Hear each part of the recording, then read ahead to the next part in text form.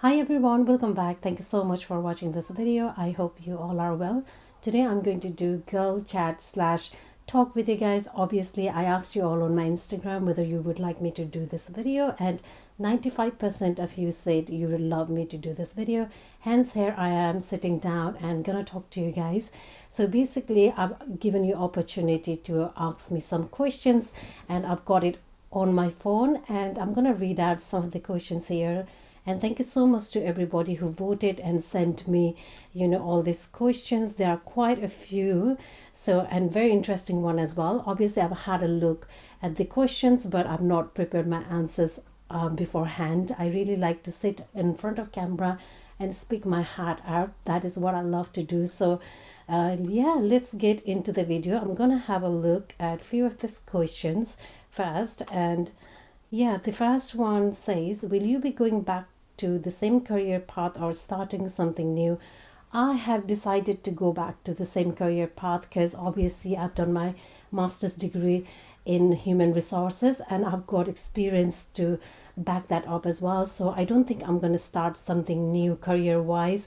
I would love to go back and start my career in HR once again. That is what I'm thinking at the moment, but you never know what will happen, obviously, because I'm going to spend a few years of my time with my little one, and then after maybe 2 years I'll go back to HR job again. How to lose pregnancy weight? Obviously, it is not easy to lose weight. I would say it is a long journey. It doesn't happen overnight, but the best thing to do is exercise, keep yourself active, as well as eat well. Eating well is very important for your mental health as well as exercising. After I had Nia, I think I actually took a break for nearly 10 months, and then I started to go for exercise classes as well as go for a run. That is what I did, and it took me about like a month to see a little bit of a difference in terms of losing weight. So it doesn't happen overnight. It's a long process, like I said.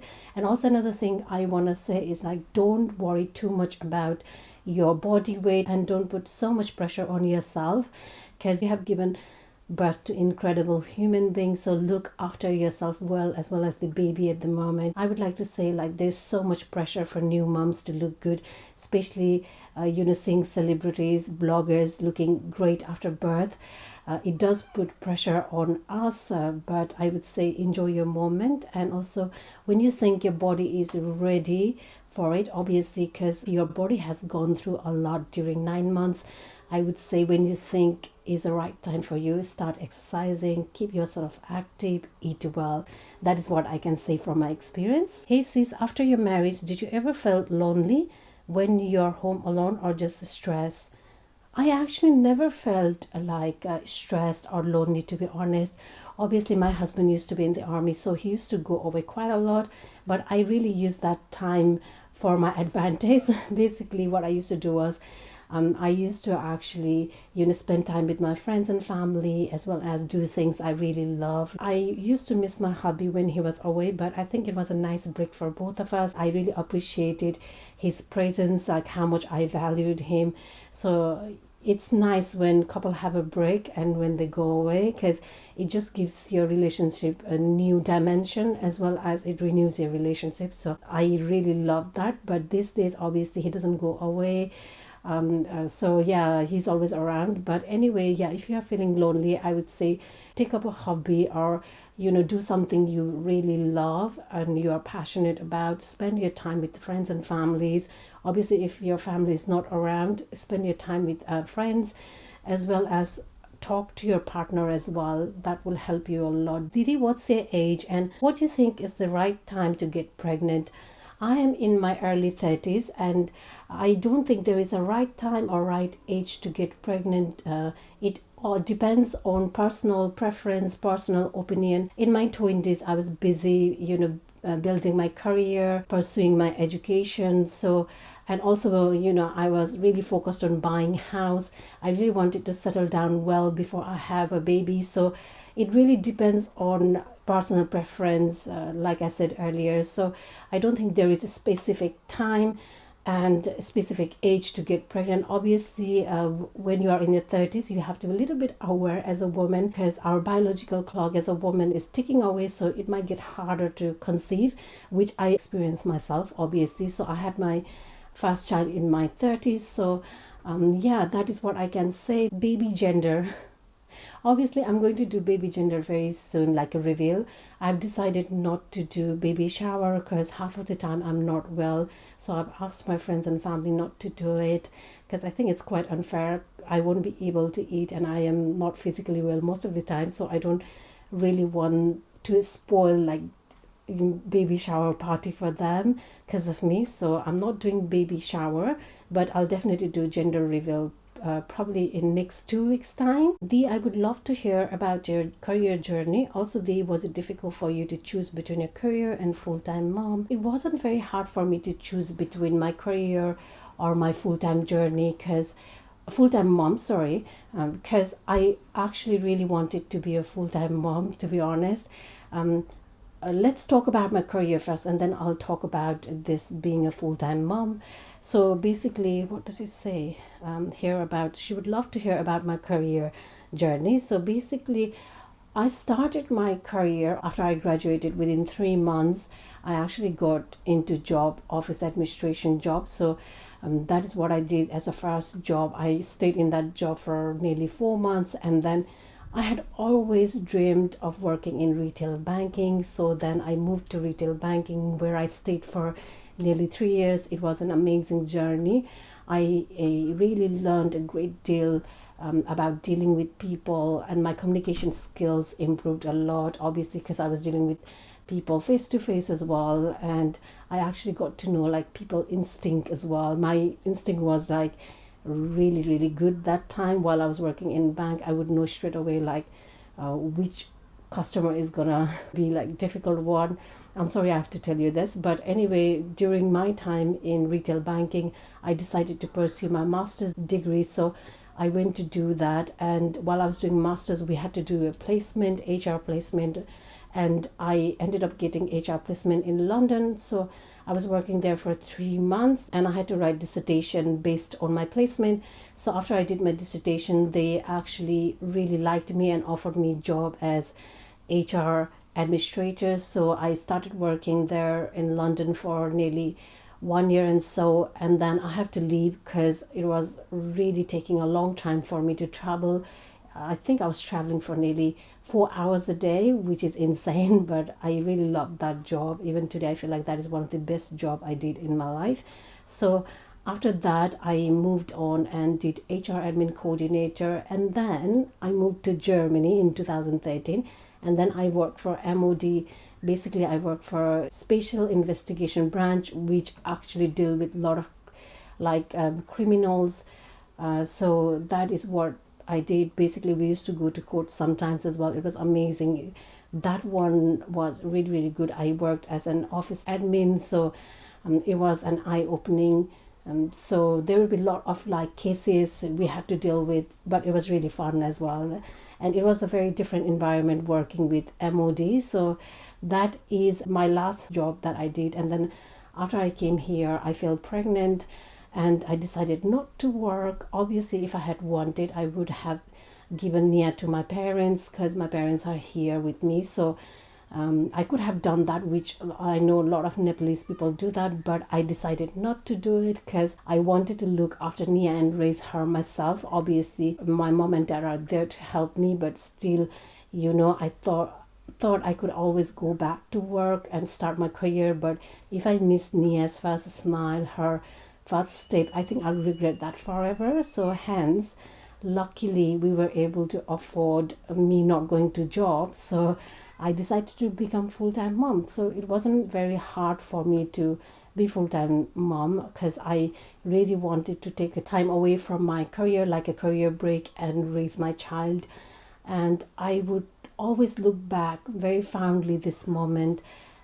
This decision I have taken, I feel like this has been so right. Whenever I see my daughter talking to me, smiling to me, she's such a happy child. It just makes me happier. Like, I have sacrificed my career for her, so that makes me happy. Hi Dee, I always get bad cramps during periods and it's not even regular. What should I do to get rid of cramps? Please suggest. Oh my god.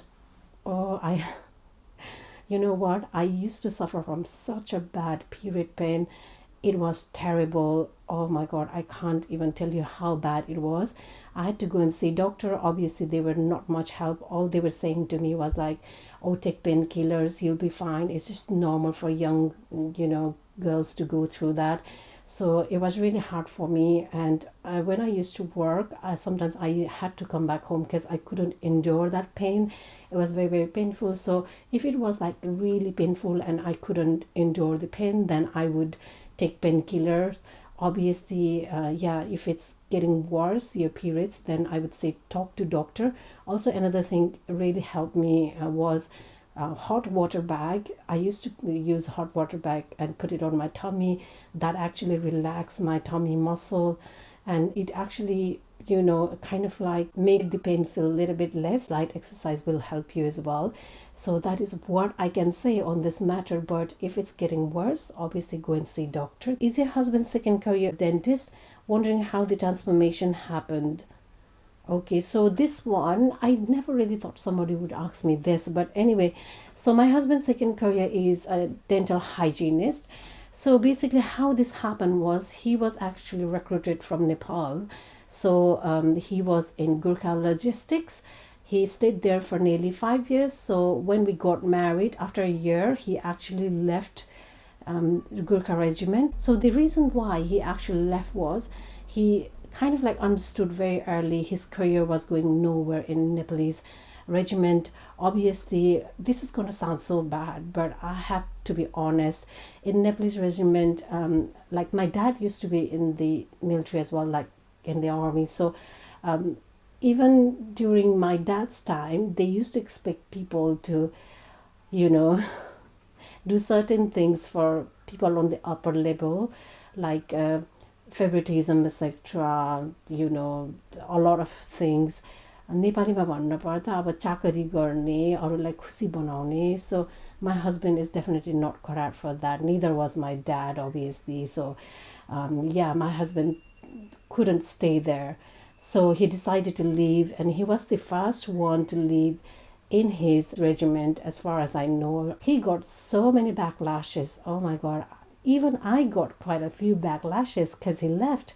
And I was more than happy for him to leave, because at the end of the day, if he was not happy there and if his career is not progressing, so what's the point of staying behind? And it just feels so sad. Like people like in this generation as well, even their wives are educated, their hubby are educated, they still follow those kind of tradition which was followed in my dad's generation. So I really don't get it. So when he was leaving, I still remember that day, like one of my best friends, she was a military wife as well. So basically she called me up and she just said to me, oh, your husband is not going to do anything in life. He's not going far, because he doesn't follow Nepalese, like Gurkha tradition, etc. So she was like very, very blunt and rude to me. But I was like, okay, fine. I didn't say anything that time because I'm one of those people who believes action speaks louder than words. I could have said like, oh no, he's gonna do brilliant and stuff like that. I could have praised my hubby, but I didn't do that. I actually stayed calm, didn't say anything, and I actually waited for the right time to come so that they would get their answers. Obviously, he transferred to Royal Dental Corps from Royal Gurkha Logistics. So that is what he did. He studied very, very hard. He had to get like 80% out of 100, and he smashed it. He was getting distinction on every exams, and he actually got best student award at the end. And yeah, he is a dental hygienist now, and we are very happy with his career. I'm very happy with my career as well as for him. We both were studying at the same time. While I was pursuing my master, he was pursuing his dental course. So that is what he did, and now we are out of army in Sibis Street. I feel like you have to believe yourself at the end of the day, and sometimes it might be hard to take decision with a backlash, but yeah, things happen for good. And guess what, after a few years, after 3-4 years, that same person called me and said to me that your husband is doing so well. Oh my god, I can't believe. So the time actually gave them answer. I didn't even have to say anything to them. Next one says, hi Didi, did you get any stretch marks on your either pregnancies? Luckily, I have been so lucky. I didn't get any stretch marks on my last pregnancy as well as on this one. So yeah, I feel so lucky. Obviously, I've been using stretch marks cream since my first trimester. Actually, somebody asked me last time on my YouTube channel when is the right time to start using stretch creams. I actually used stretch creams from my first trimester onwards during my last pregnancy, and I did the same as well during this pregnancy. So I would recommend try and do it from first trimester. I don't get any like skin pigmentation either, but one thing which is quite weird is that my whole body skin, it just becomes like a little bit tanned than my normal skin. So that is what happens when I am pregnant, but after birth it just goes back to normal, my skin color. So if anybody has experienced that, do let me know. I'm not sure if I'm the only one who has experienced like my skin getting tanner while pregnant. So I would love to hear that from you. When and how did you know who you really were and what you wanted to do in life? Oh my god, this is so interesting. Thank you so much for asking this. Obviously, I was quite young when I realized what I wanted to do and who I really was. I think I was studying in class 8 in Nepal. I think I was around like 13, 14, something like that. So that time I realized I really wanted to do something in life. Obviously, I really didn't have like a big aim to become like doctor or engineer. I was an average student, so I really wanted to study, pursue my masters, and then I really wanted to make use of my education and help other people out. So that is what I really wanted to do. I didn't know like exactly what I wanted to be, but that time I knew like I really wanted to use my education for other people. So that is the time I used to talk to a lot of my friends and say to them that, oh, I really want to do something in life. Whereas my friends were all like very much into marriage. Like they used to talk about getting married after, you know, finishing their studies, etc. But I was like, even if I won't be anything in life, I'd rather be a teacher and teach students, share my knowledge. I think teaching is such a noble job. Like you are sharing knowledge, and you know, it's amazing job, basically very rewarding as well. So that is what I used to say to my friends, and I think I knew very early on you know, what I wanted to do in life and who I was as a person. I was a very different person. I was very introvert, shy. I didn't used to talk to a lot of people in school. Oh my god, a lot of people from my school know that I was very introvert. So now I'm doing YouTube, a lot of people get like, oh my god, where did she get all that confidence from and stuff like that. But I was always confident. It's just that my nature was very different. I didn't used to talk to a lot of people, but I had a circle of friends, very good friends. They were very loyal to me and I was very loyal to them. So yeah, I've always been that person who really don't have a big circle, but I'm happy with that. Best skincare products for pigmentation, suggest please. Obviously, I don't have any skin pigmentation, but the best skin pigmentation products I have heard is vitamin C, which actually brightens your skin. So definitely try vitamin C, a good brand one, as well as don't forget your SPF. Please use SPF like 30 and above sunscreen, I meant. So you can find sunscreen everywhere, even in moisturizers, foundation, etc. So that is what I can say. If you are going out, say early, before 3 p.m., then obviously you wear a lot of sunscreen. You can wear a hat as well, glasses as well. That will save your skin. I think you can go for a lot of like facials as well, which will help you to reduce pigmentation. Do a little bit research on pigmentation facials. As a Nepalese woman in today's society, do you get irritated when people keep standard about girls and buharis saying, oh, buhari bhayeपछि यस्तो गर्नु त्यस्तो गर्नु, love you sis. Oh, this is a really good one. I don't get like really irritated, but I do get frustrated hearing like women has to kind of like obey certain norms and standards from society or from their in-laws, which is not very nice. Because The thing is, like, in our society, men do not even follow any standards. So I think it is quite unfair on us as a woman. So she just says, "Buhari bhai पछि यस्तो गर्नु त्यस्तो गर्नु." Yeah, you do get a lot of that, isn't it? Like, even when we were growing up as well, when we were young, we used to get that, like, "Oh, don't do this because you're a girl. Don't go out. You know, come back home early, etc." So I think it is quite unfair. I don't know what else to say. So I do get frustrated, I would say, but I think it just depends on you as well. I have been really lucky when it comes to my in-laws and my family. My family has never been that sort of people who, like, they don't say to me, "Don't do this, don't do that."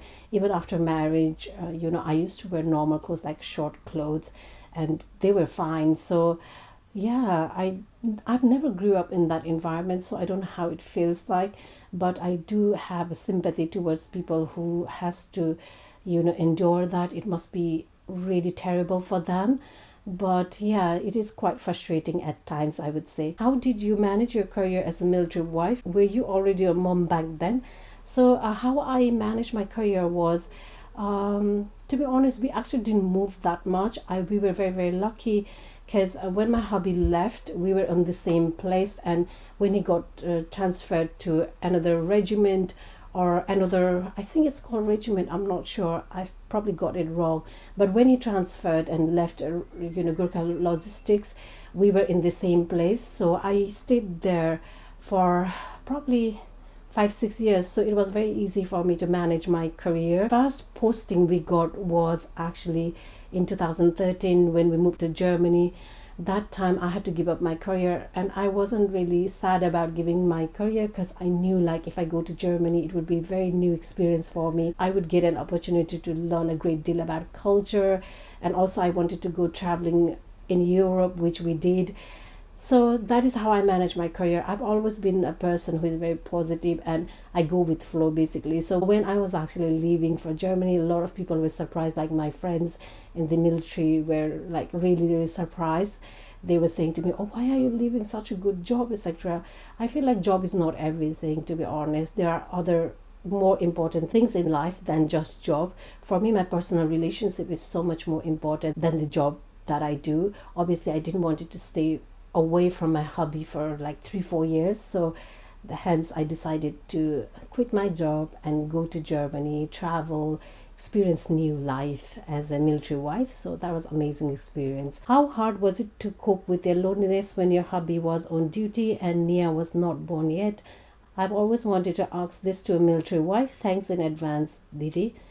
Oh, I've actually already answered this one a little bit on one of my questions before. So I didn't used to feel like that lonely, to be honest, because I used to work, one thing. So I was on 9 to 5 job. So most of my days would be at work, and in the evening when I used to come home, I used to cook, obviously, and then watch telly and then prepare for tomorrow. When I had free time, obviously I used to spend that time with my family and my friends. So I really didn't feel that lonely, to be honest. And also sometimes I used to get opportunity to talk with hubby even when he was away, so that was nice. I think I probably got last two now. We are getting there. Sorry, this video has become so long. This one says, what does that involve? So basically I had said I'm ex-military wife and as well as ex-military daughter. So what does it involve? What can I say? That it involves a lot of sacrifices, obviously.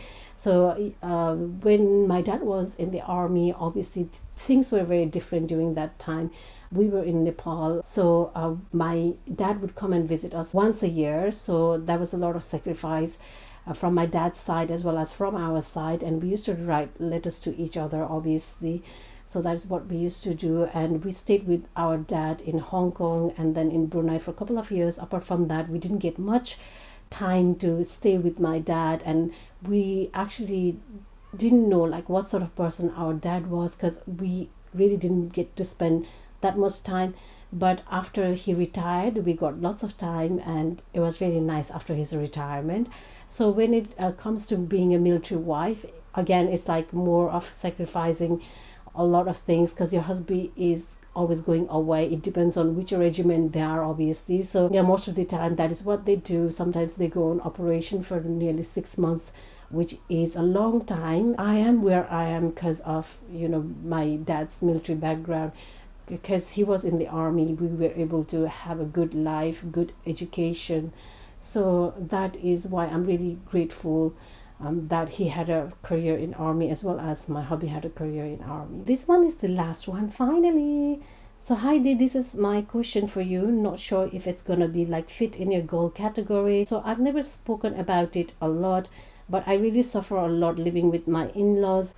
Especially they give so much bad energy and it really drains my energy a lot. It has been over a decade that I've been living with them. Still to this date, I feel like I can't do what I like, go where I would love to go freely. Like few months before we were on the process of buying our house, we had a very bad time among us family, so I desperately needed a break with my in-laws, and I said that I wanted a break and wanted to go to Oxford and live there for a few days, me and Hidu. When I said that, my mother-in-law was so offended that she said, what I did to you, that you wanted a break from me. She really got stroppy and was yelling on top of her lungs. So I ended up not going. The pressure was too much for me. In one point, I even ended up hurting myself, like in my left hand where I caught myself with a Chinese knife. Tomorrow is my friend's wedding where I wanted to go, but my mother-in-law was like, why do you have to go, taking a small baby and go? It's too far. And Rathi traveling with a baby is not good, and directly told me not to go. But my hubby said, you can go, but take care of Hidu. Plus, I'm not driving and it's my friend coming to pick me up. Oh my god, Didi, there is loads. I suffer a lot. I don't want to disrespect her decision too, but I want to live my life too. I think I worry a lot, and I mean it a lot, regarding what mom-in-law shall think about me or dad-in-law shall think about me. When I not listen to them, I want them to be happy and I want to communicate with them wherever I'm going or doing. I only want a healthy relationship with them. Please help me. So sorry, it's super long.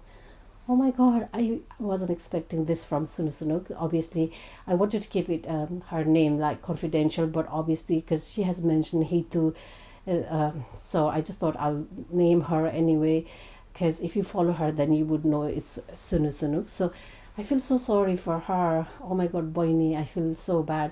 But obviously I've not experienced anything like this in my life, but all I can say is communicate with your in-laws, you know, sit down as a family, everybody talk to each other and talk about your expectation of each other. Sometimes because of the generation gap as well, it just gets harder. Obviously, I'm sure they do not want any harm or want to upset you, but yeah, do speak to them.